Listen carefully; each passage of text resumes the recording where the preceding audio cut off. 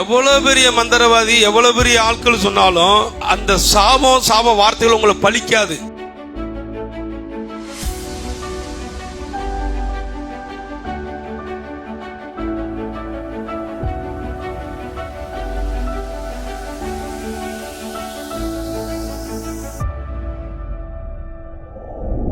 ஒரு மனுஷன் உங்களை சபிக்க முடியுமான்னு கேட்டீங்கன்னா, ஒரு மனுஷன் சொல்லுகிற சாபம், ஒரு மனுஷன் சொல்லுகிற அந்த சாபமான வார்த்தைகள் எல்லாம் உங்க மேல பலிக்கும் என்று நீங்க எண்ணினா அது தவறு.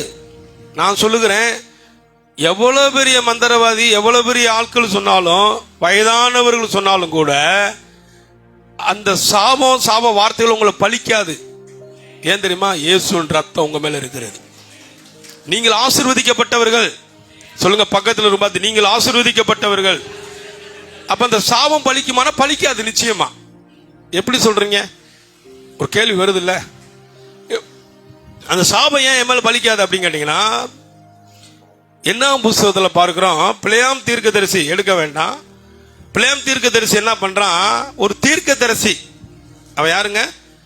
ஒரு தீர்க்கதரிசி. ஒரு தீர்க்கதரிசி அவன் சொன்னா பலிக்கும். ஒரு தீர்க்கதரிசி சொன்னா அவன் என்ன சொன்னாலும் நடக்கும். நான் சொன்ன பாருங்க, தேவ மனுஷன் என்ன சொன்னாலும் நடக்கும். ஆனா தேவ மனுஷனா இருக்கணும். தேவ மனுஷர்கள் என்ன சொன்னாலும் பலிக்கும்.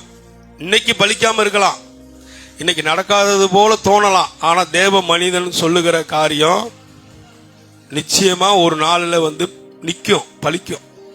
அப்ப இந்த தீர்க்கதரிசி கூப்பிட்டு இந்த ராஜா என்ன சொல்றான், இவங்க வர வர விருத்தி அடைகிறாங்க, வர வர பெருகுகிறார்கள், இவர்கள் இடத்து மேல இடத்த வாங்குறாங்க, இவர்கள் விவசாயம் எல்லாம் ஆசீர்வதிக்கப்படுது, இவர்களுடைய வெள்ளாமைகள் எல்லாம் கடவுள் என்ன பண்றாரு? ஆசீர்வதிக்கிறாரு. எப்படியாவது இவங்களை சபிச்சிட்டோம்னா நமக்கு அடிமையாவே இருப்பாங்க, இவங்களை சபிக்கணும்னு சொல்லி என்ன பண்றான்? ஒரு தீர்க்கதரிசியை காசு கொடுத்து அழைச்சிட்டு வர்றான், இந்த ஜனங்களை சபிக்க வேண்டும் என்று. அவன் பாருங்க, முறை சபிக்க போறான். கர்த்தர் சொல்லுகிறார், கர்த்தர் இவர்களை ஆசீர்வதிக்கிறார், நான் என்ன பண்ணக்கூடாது?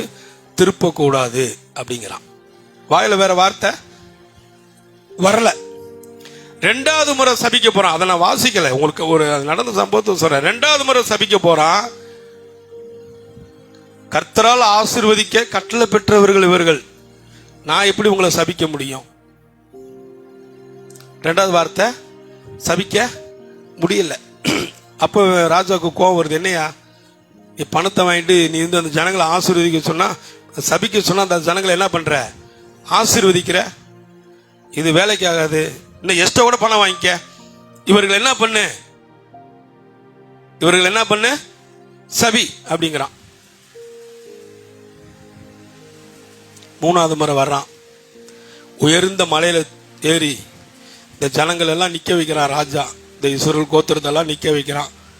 நிக்க வைக்கிறப்ப இந்த ஜனங்களை தான் நீ சபிக்கணும், உயரத்துல இருந்து பாக்குறான் பாருங்க. இந்த ஜனங்களை நீ சபிக்கணும்னு சொன்ன உடனே அந்த ஜனங்கள் அங்கிருந்து பாக்குறான். இந்த ஜனங்கள் நிற்கிற வடிவமே எப்படி இருக்குன்னு கேட்டீங்கன்னா, சிலுவையின் வடிவத்தில் அவனுக்கு தெரியுது. சிலுவையின் வடிவமாக தான் இருக்கிறாங்க. குள்ளம் நெட்டை நிக்க வைக்கிறப்ப சிலுவை மாதிரியே இருக்குது. அங்கிருந்து பார்த்த உடனே அவனுக்கு என்ன வருது? பின்னாடி ஆவியானவர் அவனுக்குள்ள இறங்கிட்டாரு. அவன் சொல்றான், இவர்களை ஆசீர்வதிப்பதே கர்த்தருக்கு பிரியம்.